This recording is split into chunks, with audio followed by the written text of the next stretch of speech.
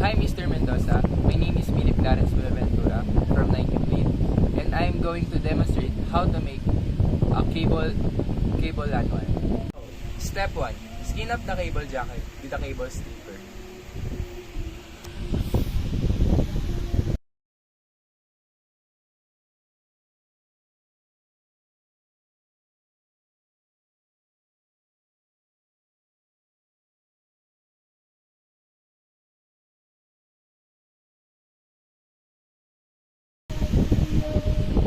Step 2.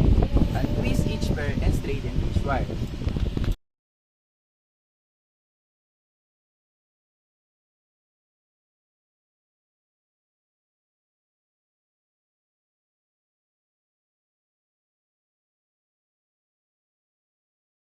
Step 3. Cut the wire 1.5 centimeters long.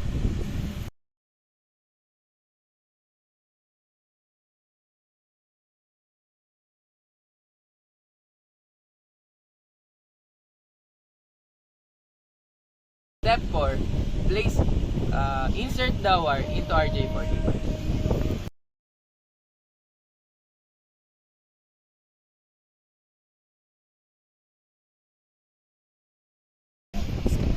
Step 5. Place the RJ45 in clipping tools and squeeze hard.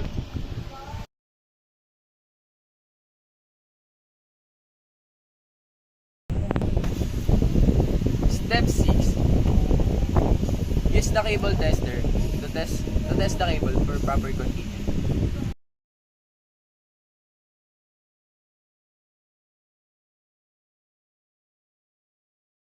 Thank you Sir Mendoza for watching my video of how to make a cable LAN